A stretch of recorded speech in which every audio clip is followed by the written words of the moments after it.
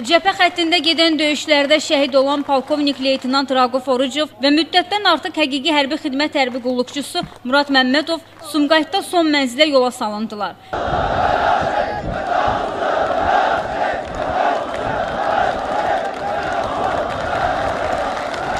Sumqayıt şəhər sakinləri olan hər iki şəhidin cənazəsi ötən gün yaşadıkları evlərə gətirilib. Dəfn mərasimi Sumqayıt şəhər şəhidlər xiyabanında keçirilib.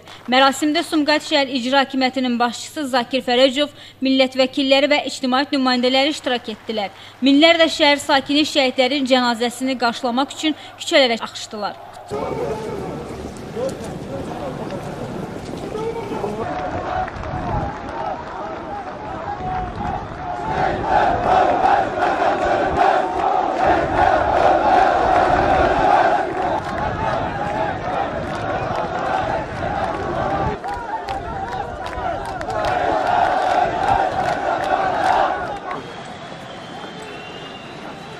Sumqayıt sakinləri qəhrəman oğullarını böyük qürur və iftixar hissi ilə qarşıladılar.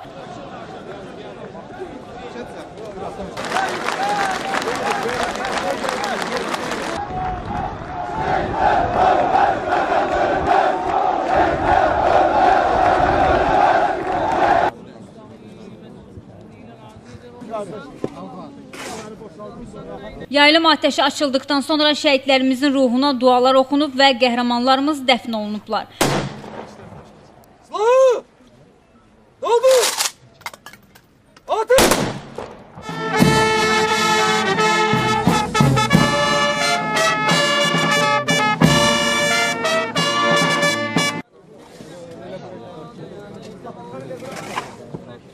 Biz təbii ki, bugün fəxr edirik ki, mənim atam o böyük zirvəyə ucaldı.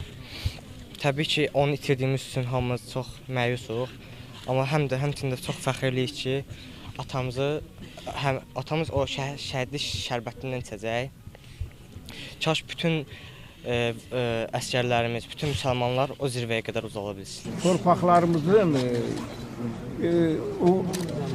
uğrunda, müdafiəsində mübarizə aparan, yəni mənim övladım da şəhidlik zirvəsinə ucalmışdır. Və əvvəla bütün şəhidlərə Allahdan rəhmət diləyirəm. Arzu eləyirəm ki, tez bir zamanda torpaqlarımız azad olsun, bir daha biz şəhid verməyək. Tabut üzərindəki üç rəngli dövlət bayrağı isə əbədi xatirə kimi saxlanılması üçün şəhidlərin yaxınlarına təqdim edildi. Sumqayıtlılar hər an Azərbaycan əskərinin yanında olduqlarını, Azərbaycan Respublikası Silahlı Qüvvələrinin Ali Baş Komandanı əmr verərsə, ön cəbhəyə gedib doğma torpaqlarımızı azad edənədək vuruşmağa hazır olduqlarını bildiriblər. Mən bütün şəhidlərimizə bu günləri qəni-qəni rəhmət diləyirəm.